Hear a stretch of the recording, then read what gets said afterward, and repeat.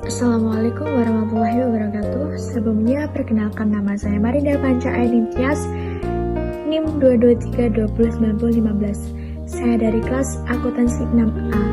Di sini saya akan membuat video pembelajaran mengenai analisis kasus pada PT Bank Tabungan Negara Tbk cantik tidak selalu apik menurut teori deontologi. Yang pertama ada ringkasan kasus atau masalah utama. Kasus Bank BTN mulai mencuat ke publik pada Senin tanggal 3 Februari tahun 2020 ketika Badan Akuntabilitas Keuangan Negara atau BAKN Dewan Perwakilan Rakyat DPR Republik Indonesia mengadakan rapat dengar pendapat dengan Direktur Utama Bank BTN saat itu, Pahala Mansuri. Kabar ini segera menyebar luas di media massa dan menjadi viral karena rapat tersebut membahas permasalahan internal yang dihadapi oleh Bank BTN yang sebelumnya tidak terdengar desas-desus mengenai hal ini. Terkuaknya kasus ini ke publik disebabkan adanya laporan dari Serikat Pekerja Bank BTN kepada DPR. Dalam laporan serikat pekerja tersebut terdapat setidaknya 3 pokok permasalahan utama yang dilihat.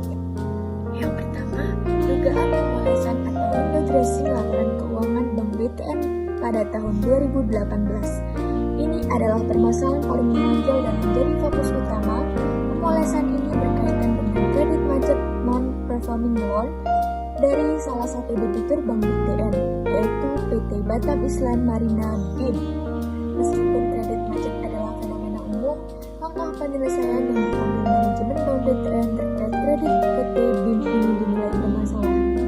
Kejaksaan Agung menangani adanya window dressing dengan mengatakan piutang kredit atas PT BIM masuk dalam kategori lancar pada laporan keuangan tahun 2018, padahal seharusnya diturunkan menjadi tidak lancar atau non-berat. Yang kedua, penyaluran kredit modal kerja oleh Bank BTN kepada PT BIM sebesar 100 miliar pada Desember tahun 2014. Kredit ini ditengarai tidak digunakan sesuai peruntukan yang tertera dalam perjanjian kredit. Justru, uang tersebut juga digunakan untuk membayar kepada Direktur Utama PT BIM ada sehari sebesar 70 miliar dan utang pihak berelasi atau pihak istimewa PT BIM. Selain itu, uang juga dibayarkan kepada Komisaris Utama PT BIM Lucky Winata sebesar 30 miliar.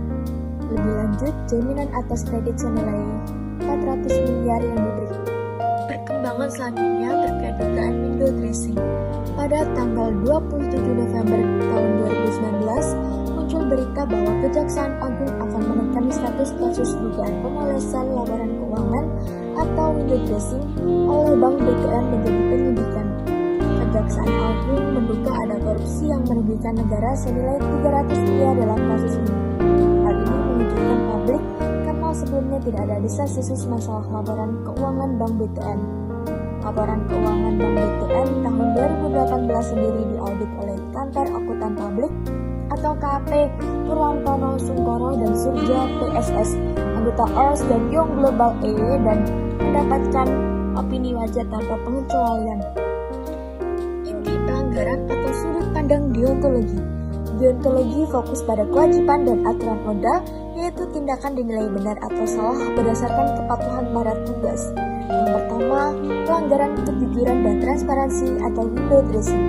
Kewajiban menyajikan laporan keuangan jujur dan akurat. Pelanggaran mengategorikan kredit macet PT BIM sebagai lancar. Ini adalah pelanggaran prinsip akuntansi dan etika secara intrinsik salah. Yang kedua, pelanggaran prosedur dan kehati-hatian atau kredit bermasalah. Kewajiban penyaluran kredit sesuai prosedur dan due diligence.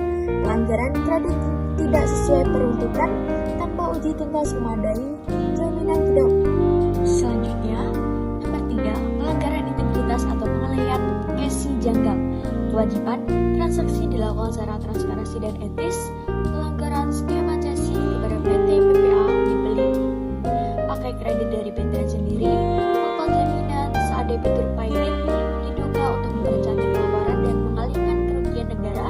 Ini selanjutnya yaitu cara penanganan kasus. Yang pertama adalah cara penegakan hukum. Penyelidikan menyeluruh oleh Kejaksaan Agung untuk mengungkap fakta dan bukti. Penetapan tersangka dan proses peradilan bagi semua pihak yang terlibat. Upaya pengembalian kerugian negara sebesar 300 miliar. Sanksi administratif dari OJK atas pelanggaran tata kelola dan prinsip kehati-hatian.